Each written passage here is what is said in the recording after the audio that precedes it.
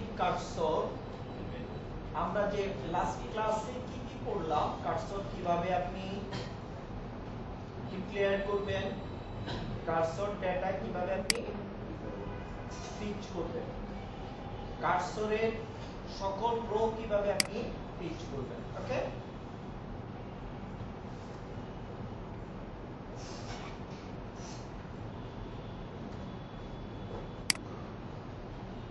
দেখেন এখানে খেয়াল করেন, ডিক্লারেটিভ সেকশনে কার্সরটা আমি ডিক্লেয়ার করলাম,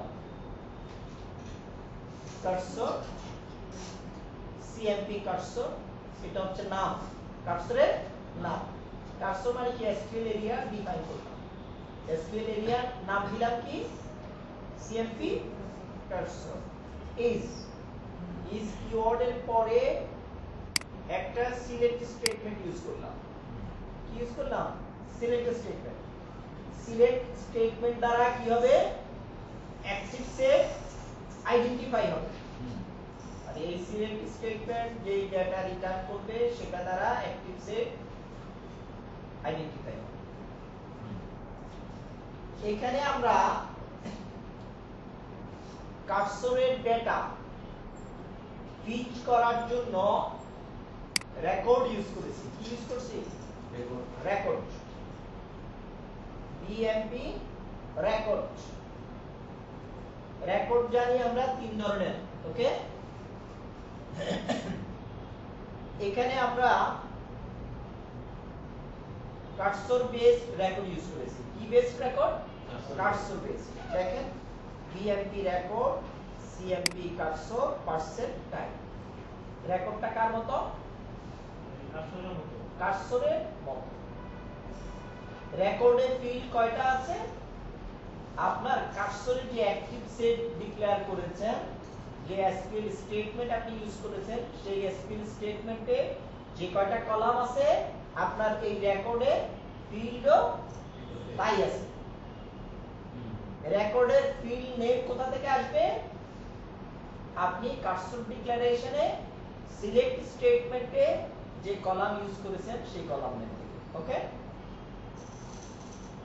এরপর হচ্ছে এক্সিকিউটেবল সেকশন। এক্সিকিউটেবল সেকশনে কার্সরটা আপনাকে ওপেন করে দিতে হবে। Open CMP cursor.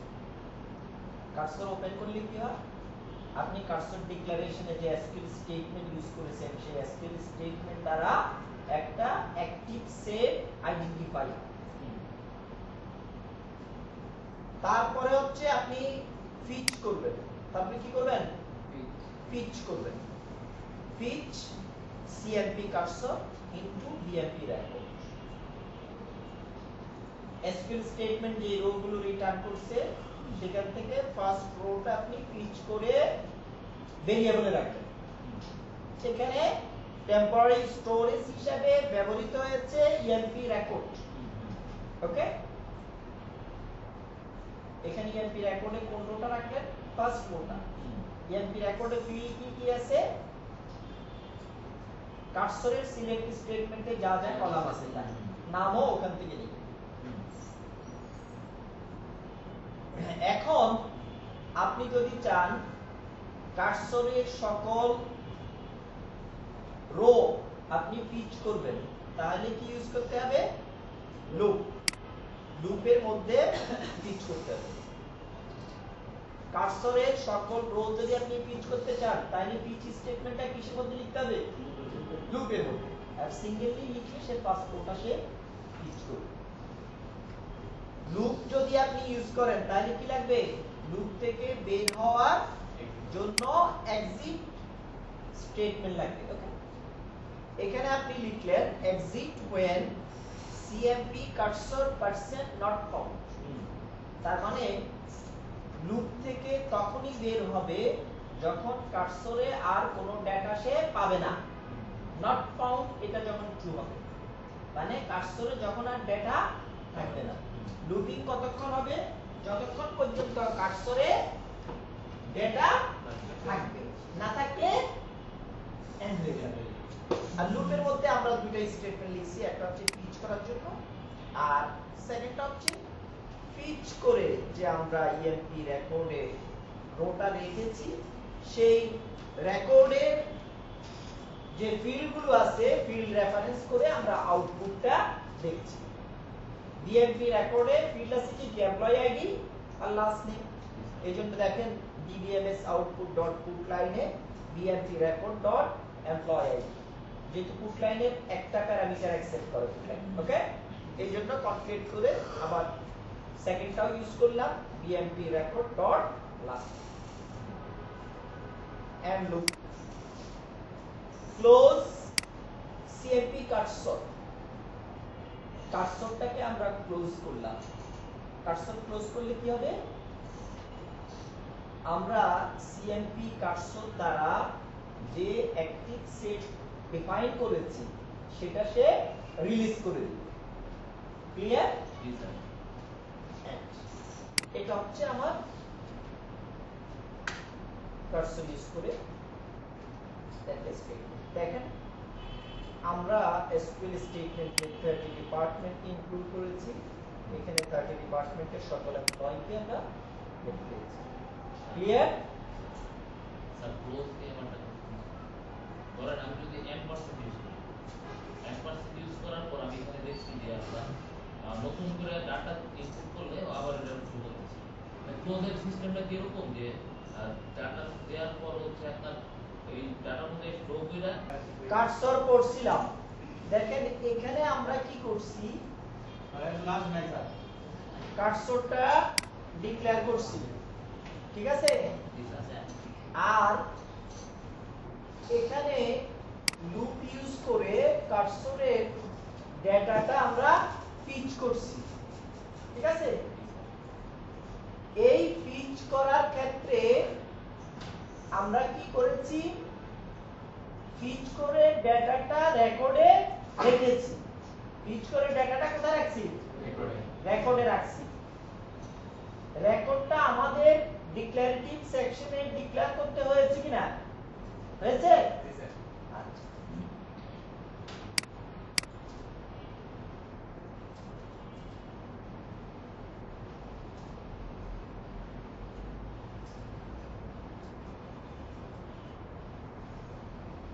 আমি cursor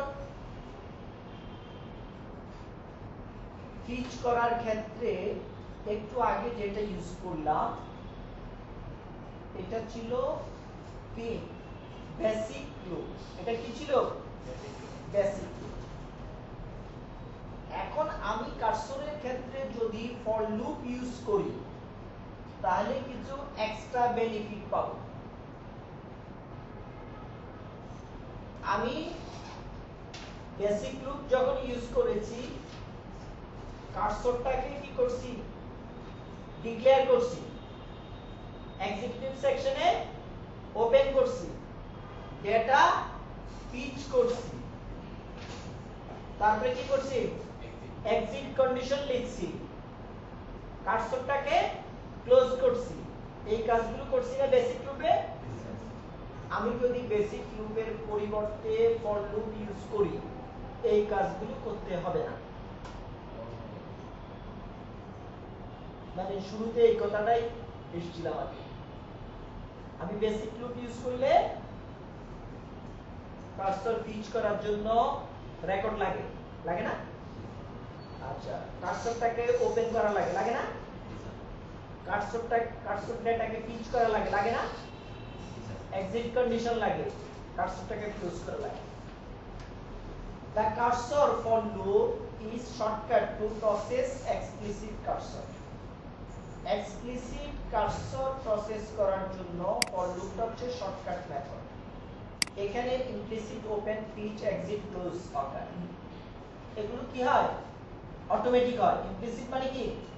automatic. The record is implicitly declared.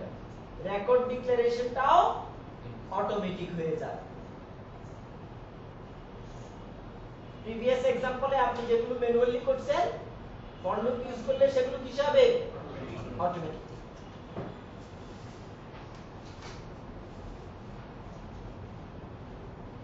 Cursor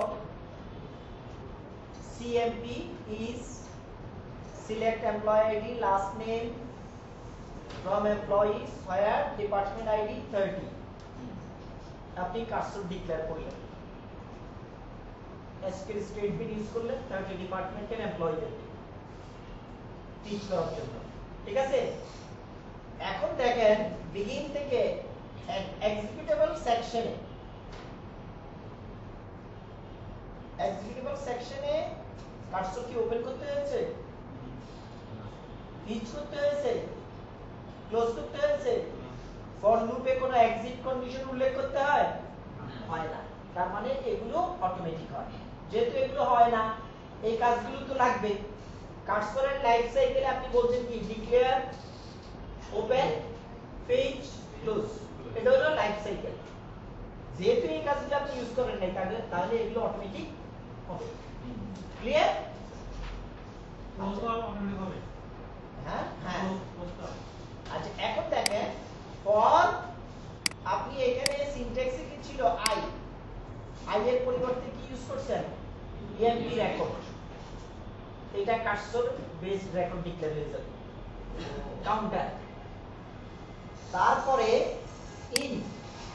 ইনের মধ্যে আপনি কি বলতেন কত থেকে কত পর্যন্ত ঘুরবে মানে কতক্ষণ রিপিট করবে এখানে আপনি রেফারেন্স করছেন কি সিএমপি কার্সর তাহলে রিপিট করবে কতক্ষণ কার্সরের ফার্স্ট রো থেকে লাস্ট রো পর্যন্ত কার্সরের ফার্স্ট রো থেকে লাস্ট রো পর্যন্ত তা এখন তাহলে ফর লুপে আপনি কার্সরটাকে পিচ করলেন একটা একটা করে আর পিচ করে রাখবেন কোথায় কাউন্টারে ফর লুপের প্রত্যেক ইটারেশনে কাউন্টারের ভ্যালু এক এক করে বাড়ে না কারণ প্রত্যেক ইটারেশনে ওই কাউন্টারে আপনি যে কার্সরটা পিচ করেছেন সেটা সে রাখবে এখন দেখেন একটু আগে ইএমপি রেকর্ড আপনি রেফারেন্স করার পূর্বে ডিক্লারেটিভ সেকশনে ডিক্লেয়ার করে এসেছিলেন না এখন কি ডিক্লেয়ার করেছেন না করেন না এটা অটোমেটিক ডিক্লেয়ার হয়ে গেছে হ্যাঁ আর এই ক্ষেত্রে দেখেন এর কম্পোনেন্টগুলো কি ওই সিলেক্ট লিস্টে যা আছে এমপ্লয়ি আইডি প্লাস জাস্ট খালি ডিবিএমএস আউটপুট দিয়ে আপনি আউটপুটটা দেখছেন ফিচিং আপনাকে করতে হয় না বিষয়টা কি ক্লিয়ার ইনের জন্য ডিক্লেয়ার করা লাগবে না না রেফারেন্স করা লাগবে ওই রেফারেন্স করা লাগবে এখানে যে বিষয়গুলো আরেকবার বলছি কার্সর রো পিচ করে টেম্পোরারি এরিয়ার জন্য রেকর্ডের জন্য রেকর্ড ডিক্লেয়ার করা লাগছে না ফর লুপের কাউন্টারটা রেকর্ড হিসেবে ব্যবহৃত হচ্ছে কাউন্টার কি ইএমপি রেকর্ড এই ইএমপি রেকর্ডটা অটোমেটিক ডিক্লেয়ার হয়ে গেছে কার্সরের লাইফ সাইকেলে আছে কার্সর ডিক্লেয়ার করলে কার্সরকে ওপেন করতে হবে পিচ করতে হবে ক্লোজ করতে হবে এগুলো লাগছে না এগুলো কি হবে অটোমেটিক হবে লুপ ইউজ করলে লুপের কি লাগে এক্সিট কন্ডিশন লাগে এখানে এক্সিট কন্ডিশনও লাগছে না কারণ ফর লুপ হচ্ছে এখানে নাম্বার অফ ইটারেশন আপনি ডিফাইন করে দিবেন কন্ডিশন লাগবে না জাস্ট কয়বার ঘুরবে সেটা বলে দিবেন আর এখানে ইটারেশনে ইনের জায়গায় আপনি কার্সরটা রেফারেন্স করছেন তার মানে কার্সরের ফার্স্ট রো থেকে লাস্ট রো পর্যন্ত লুপ ইটারেট করবে প্রথম থেকে শেষ পর্যন্ত যে কয়টা রো আছে একটা একটা করে সে পিচ করবে ক্লিয়ার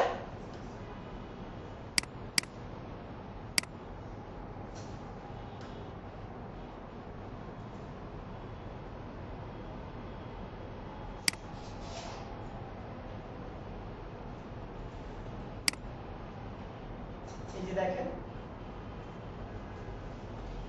উপরের যে স্টেটমেন্টটা ছিল এখানে আপনি বেসিক লুপ ইউজ করছেন কার্সর ওপেন করছেন ফিচ করছেন আবার রেকর্ডটা ডিক্লেয়ার করছেন দেখেন ডিক্লারেটিভ সেকশনে করছেন না এক্সিট কন্ডিশন করছেন সেম কাজটা আপনি ফর লুপ ইউজ করে করছেন আপনাকে এগুলো করতে হয় না এগুলো ইন্টারনালি হইছে অটোমেটিকলি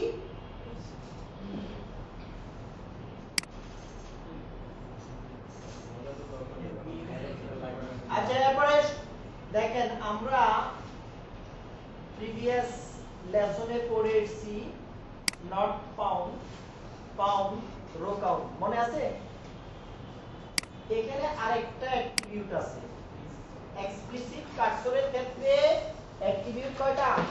চারটা। Is open, person is open. Is open কি করে? কার্সরটা ওপেন আছে কিনা সেটা টেস্ট করে। ইজ ওপেনটা কি করে? ওপেন আছে কিনা সেটা টেস্ট করে, ওপেন করে না।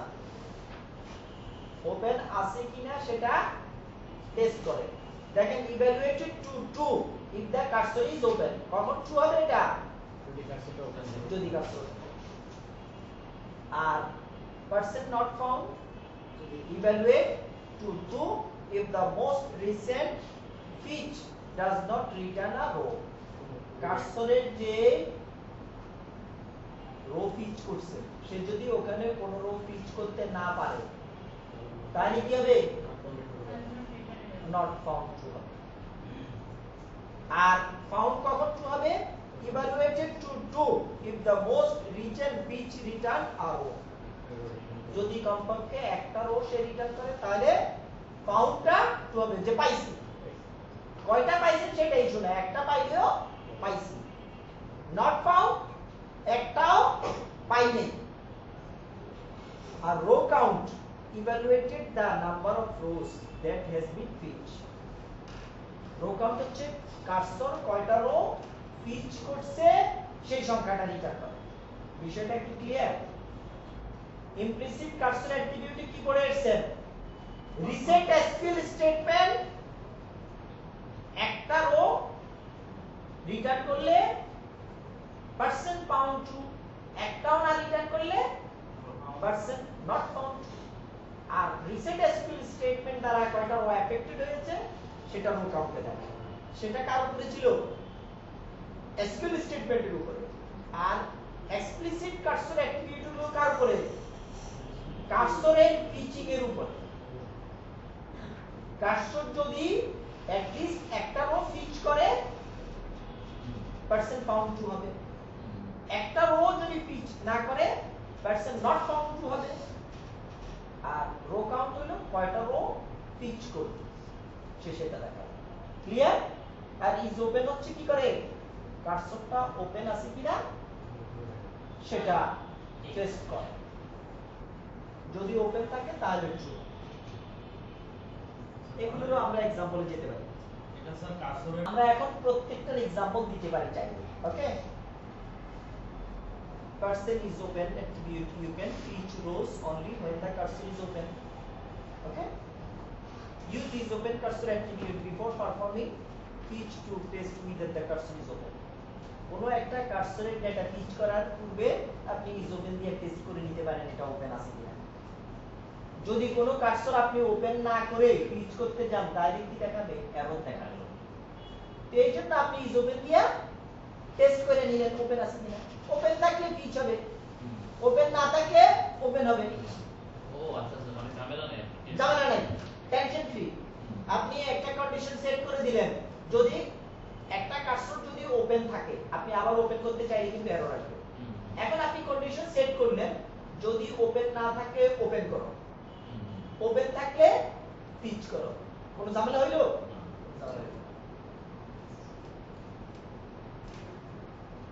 এইজন্য আমরা বলছি দেখেন if not cmp cursor is open, ধরেন একটু পড়েন, নট ছাড়া পড়েন, পার্সন ইজ ওপেন যদি ওপেন থাকে, are not cursor is open যদি ওপেন না থাকে। ওপেন না থাকলে ওপেন করো, ওপেন cmp cursor। আর ওপেন না থাকলে, ওপেন থাকলে কি সে এখানে ঢুকবে? ইফ কন্ডিশনে ঢুকবে? যাবে না, সরাসরি সে পিচিং এ চলে যাবে। ওপেন না থাকলে ওপেন করবে, আর ওপেন থাকলে ফিচ করবে, আর দ্বিতীয়বার ওপেন করার জন্য চেষ্টা করবে না।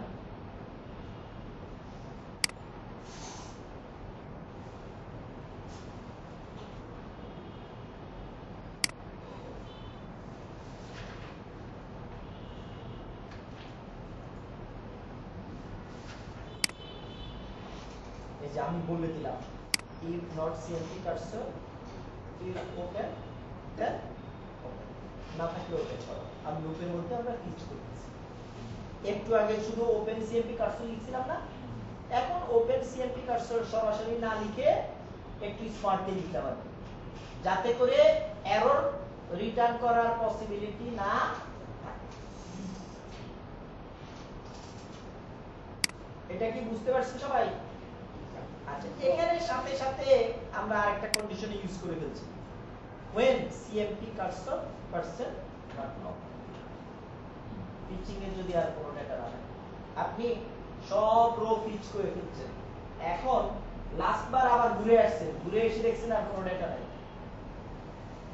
পিচিং এ কি হলো, কোনো ডেটা পাইলো না, নট ফাউন্ড ট্রু হইছে, তখন এক্সিট করে যাবে।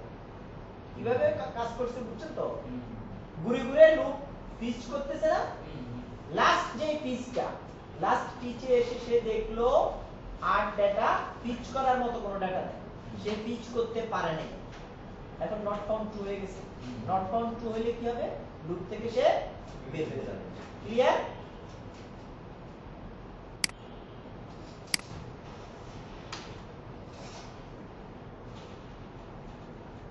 Is open. এবার আসেন row count, not count. Not কাউন্টের एग्जांपल তো দিছি, আপনি রোটা কাউন্ট করতে পারেন। এখানে দেখেন আরেকটা জিনিস, রো কাউন্টের সুন্দর एग्जांपल। রো কাউন্টের সুন্দর एग्जांपल হলো সিএমপি কার্সরে ডেটা অনেক আছে, কিন্তু আপনি বলছেন ওখান থেকে 10টা পিচ করো, 10টার বেশি 11 নম্বরে আসলে থেমে যাও, গ্রেটার দেন 10, 11 নম্বরে আসলে কি করবে, এক্সিট। আচ্ছা, আগে एग्जांपलটা ক্লিয়ার দিলাম। নট ফাউন্ড তো দেখালাম, নট ফাউন্ড আরেকটা দেখার দরকার আছে, এটা তো সেম, এটা দেখে রো কাউন্ট। আচ্ছা, নট ফাউন্ড দেওয়ার পরে এই যে এখানে যে আমি কার্সরটা ডিক্লেয়ার করছি, দেখেন cursor CMP is select employee ID, last name from employees, order by employee ID. এখানে এই কার্সরে কয়টা রো আছে, এমপ্লয়িজ টেবিলে যে কয়টা রো আছে সবগুলি কার্সরে আছে। এখন আমরা এখানে পিচ করলাম, loop fetch CMP cursor into BMP record, BMP record declare করে when exit CMP cursor percent not found, data না পাইলে এক্সিট করবে, তাছাড়া সে একটা একটা করে সবগুলো রো পিচ করবে এবং ডিবিএমএস আউটপুটে ডিফাইন করবে। এখন এমপ্লয়িজ টেবিলের সব ডেটা দেখাবে না, দেখাইছে না?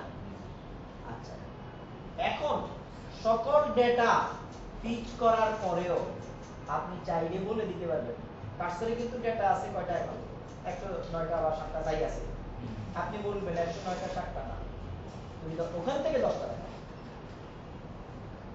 আপনি বললেন কি ওখান থেকে 10টা দেখাও, বা ওখান থেকে 20টা দেখাও, ওখান থেকে 5টা দেখাও, সেটা পারবে। রিয়েলি দেখাবে স্যার কখন থেকে? হ্যাঁ, কারণ অর্ডার বাই করা আছে, সে তো কোয়েরি যে সিরিয়ালে ডেটা রিটার্ন করে সেই সিরিয়ালে সে ডেটা পিচ করে।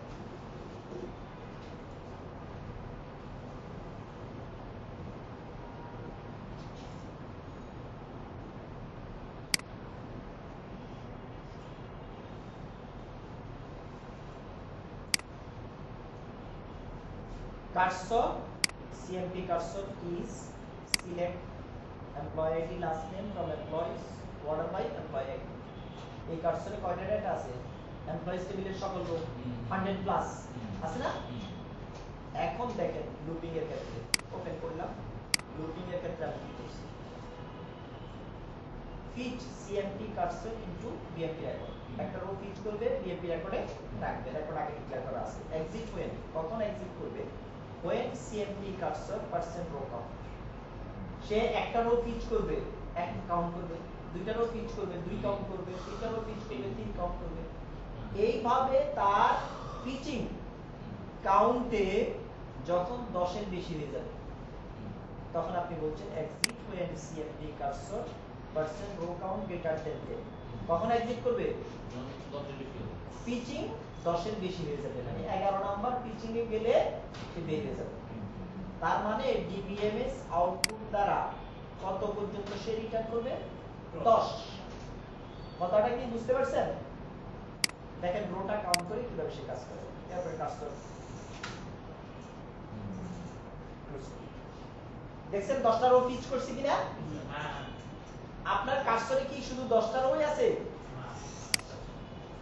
10টা কিভাবে পিচ করাইলেন ওই যে এটা কি বুঝতে পারছেন সবাই এটা করেন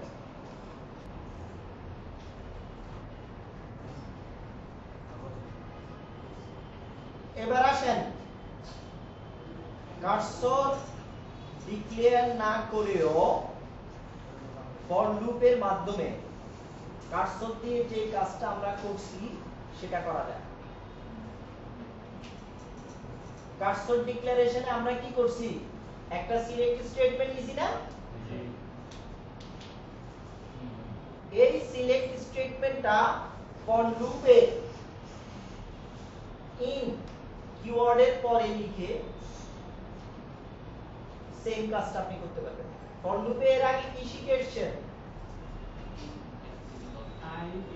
ফর লুপ আগে ফর লুপ ফর কার্সর মানে কার্সরের সাথে কার্সর উইথ ফর লুপে আপনি কি শিখছেন রেকর্ড ডিক্লেয়ার লাগে না ওপেন লাগে না পিচ লাগে না ক্লোজ লাগে না শুধু কার্সর ডিক্লেয়ার করা লাগে শিখেছেন আর এখন বলছি আপনার কার্সর ডিক্লেয়ার করাও লাগবে না ফর লুপে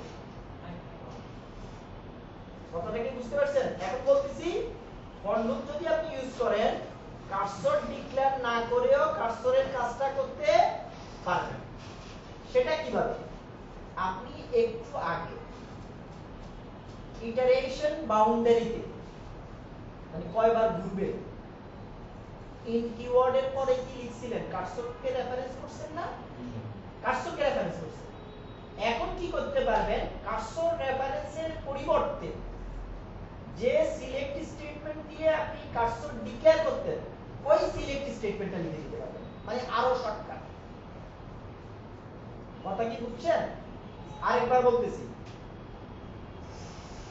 প্রিভিয়াস স্টেটমেন্টে আপনি কার্সরটা ডিক্লেয়ার করছেন আর ফর লুপের ইটারেশনে আপনি বলে দিবেন কার্সর রেফারেন্স করে যে কার্সরে যে পরিমাণ ডেটা আছে ততবার ঘুরো এই নাম্বার অফ ইটারেশনের জায়গায় আপনি কি কার্সর রেফারেন্স করছেন না তাহলে ইটারেশন কয়বার হবে রিপিটেশন কয়বার হবে কার্সরে যে কয়টা ডাটা আছে আর কার্সর ডিক্লারেশনে কি লাগে সিলেক্ট স্টেটমেন্ট কার্সর ডিক্লারেশনে কি লাগে সিলেক্ট স্টেটমেন্ট সিলেক্ট স্টেটমেন্ট দ্বারাই আপনি অ্যাকটিভ সেট ডিফাইন করেন সেই অ্যাকটিভ সেটকে আপনি ফিচ করেন তাই না এখন যেই জায়গাটাতে ফর লুপে আপনি কার্সর রেফারেন্স করতেন সেই জায়গায় কার্সরের নাম না লিখে যেই সিলেক্ট স্টেটমেন্ট দ্বারা আপনি কার্সর ডিক্লেয়ার করবেন সেই সিলেক্ট স্টেটমেন্ট আপনি ইউজ করে দিতে পারেন তাহলে একটু শর্টকাট হইল না এই যে দেখেন আমরা ইনে কি করতাম ইন সিএমপি কার্সর বলে দিয়েছি এই যে একটু আগে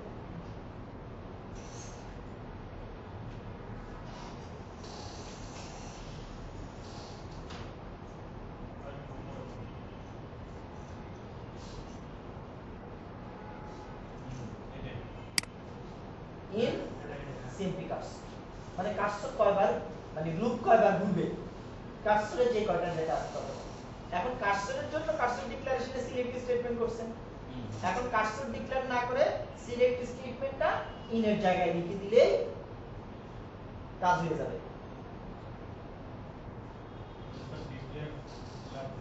লাগতেছে ডিক্লেয়ার লাগতেছে না আপনি যেখানে কার্সরের নাম রেফারেন্স করছেন সেই জায়গাতেই সাবকোয়েরি ইউজ করতেছেন মানে সিলেক্ট স্টেটমেন্ট ইউজ করতেছেন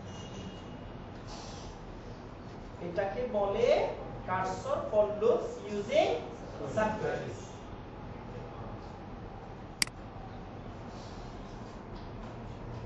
বিষয়টা কি ক্লিয়ার আচ্ছা ক্লিয়ার হইলে এবার স্টেটমেন্টটা দেখো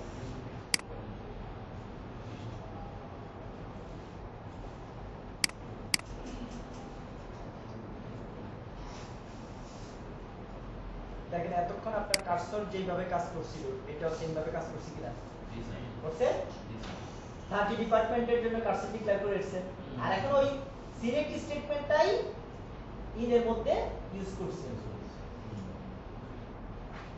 এটা হলো আরো শর্টকাট এগুলো কিন্তু কাজে লাগবে আপনার কাজে লাগবে কিন্তু এগুলো ইন্টারনালি আপনাকে প্রথম দিক থেকে একদম শিখে আসা ওগুলো কাজে লাগে শিখে আসার মানে হচ্ছে সহজ করে আস্তে আস্তে আপনাকে এক্সপার্ট লেভেলে নিয়ে আসা এটা লিখুন 0 to b এবার আসেন using cursor with parameters using cursor with parameters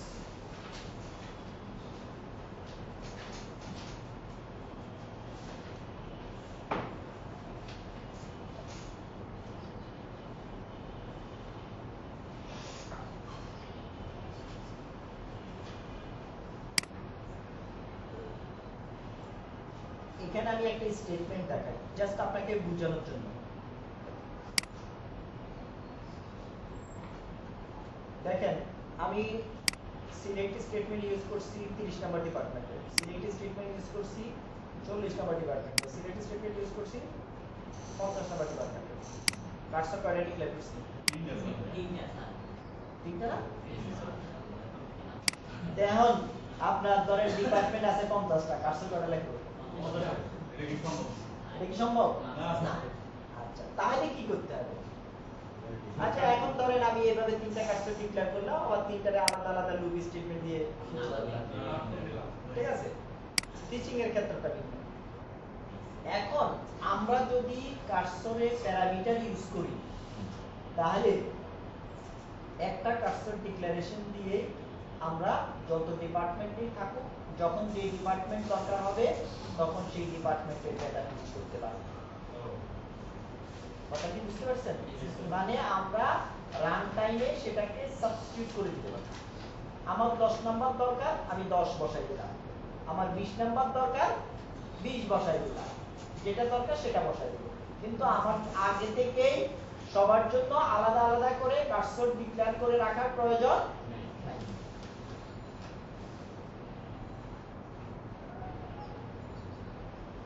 cursor with parameters cursor name parameter data type is select state syntax টা একটু চেঞ্জ হয়ে গেছে pass parameter values to cursor when cursor is open the query is executed open an explicit cursor several times with different active set each time কথাটা কি বুঝতে পারছেন এই দিলেন আমরা কার্সর ডিক্লারেশনে প্যারামিটার ইউজ করতে পারি আমরা কি করতে পারি কার্সর ডিক্লারেশনে প্যারামিটার ইউজ করতে পারি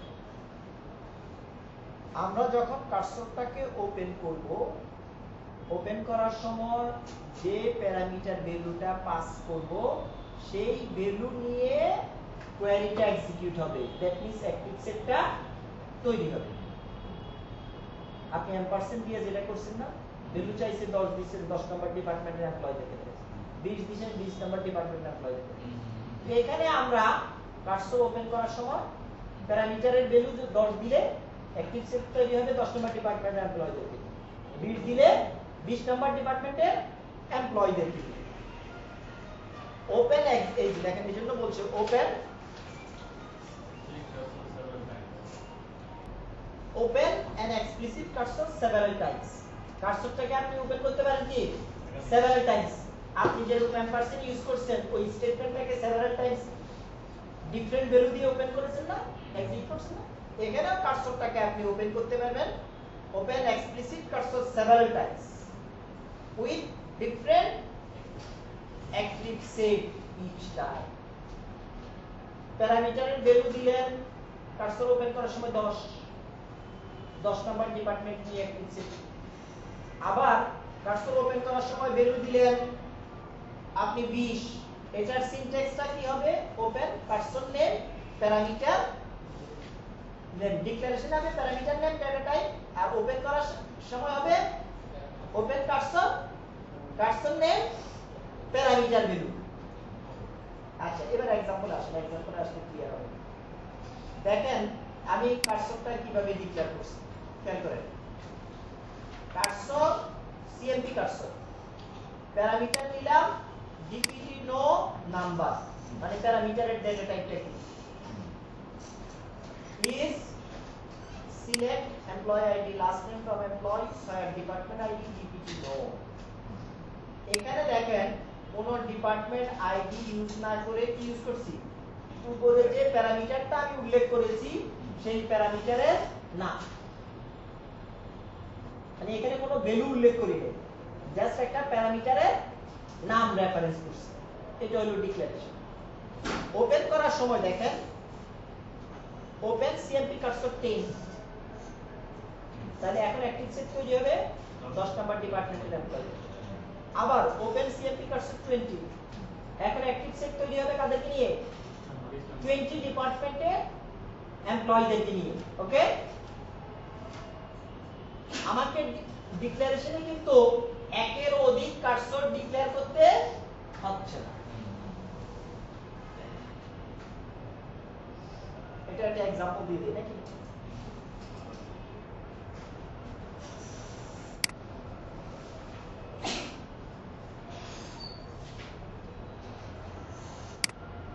এখানে দেখেন cursor CMP cursor DPT no number কার্সরের নামটা ডিক্লেয়ার করার সাথে সাথে এখানে প্যারামিটার উল্লেখ করে দিয়েছি যে এই প্যারামিটার দিয়ে আমি নাম্বার টাইপের ভ্যালু ইনপুট দিব কার্সর ওপেন করার সময়।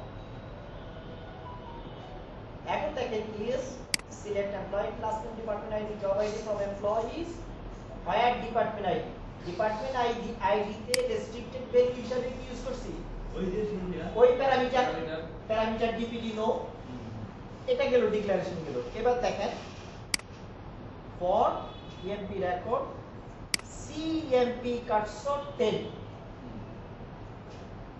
কার্সর রেফারেন্সে এখন কি বললাম ওই ডিপিটি নো প্যারামিটার ভ্যালুর পরিবর্তে 10 বললাম। তাহলে এখানে যে আমি 10 বলছি তাহলে আপনার এই সিলেক্ট স্টেটমেন্ট এক্সিকিউট হওয়ার সময় হায়ার ডিপার্টমেন্ট আইডি ভ্যালু হিসেবে কত যাবে 10 10ই যাবে।